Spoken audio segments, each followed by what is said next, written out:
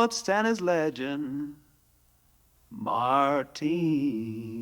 Navratilova reacted to the heinous ambush-style shooting in Idaho that left 2 firefighters dead and another wounded on June 29, 2025. The suspected sniper was identified. As West Rowley officials said, Rowley deliberately set a brush fire on Canfield Mountain near Coeur d'Alene to lure first responders into a deadly trap.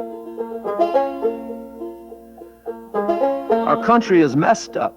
R.I.P. to the heroes who died, and may the dead killer rot in some hellish place. Navratilova rode on next. The alleged sniper who killed 2 firefighters and wounded a third in an ambush-styled attack in Idaho has been identified as Wes Rowley. The Associated Press reported, citing a law enforcement official, that Rowley deliberately set a brush fire on Canfield Mountain near Coeur d'Alene, Idaho, on Sunday, June 29, to lure first responders into a deadly trap. Bizarre to find man dead with firearm nearby hours after Idaho. Firefighters killed in ambush.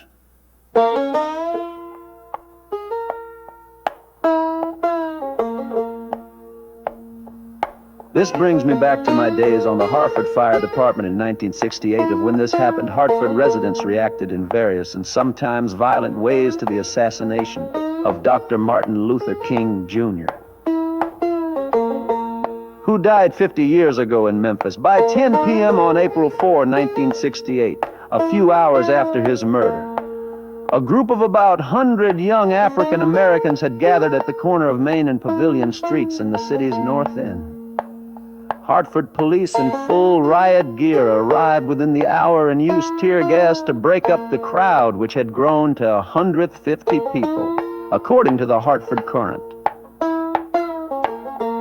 The police, however, couldn't prevent smaller groups of protesters, many of them teenagers, from rampaging around their neighborhood, firebombing buildings and cars, looting business, pulling fire alarms, and throwing stones and bottles at police and emergency personnel. Lou Brown, a 1960 Hartford High graduate, and a resident of the North End, reported on the disturbances for WKND, a local black radio station. Brown, who later had a long career as a reporter for WVIT Channel 30, recalled that the police established a cordon around his neighborhood to contain the protesters.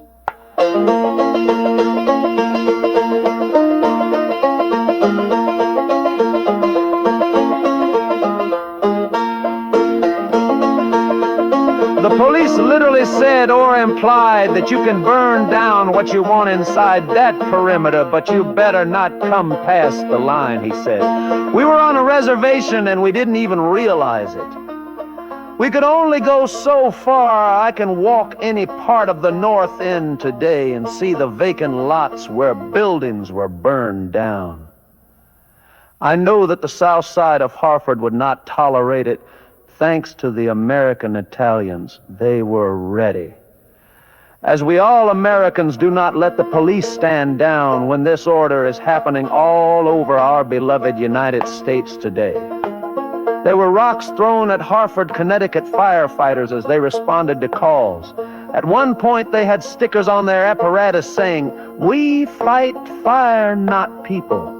At this point, and in response, all Hartford, Connecticut engine and trucks had to have their cabs covered. The department started out with those that had an open cab and created and installed a wood and fiberglass cab cover. At this time, I was still a pump operator driver, driving a 1949 Mack pumper with no cab cover. We fight fires, not people.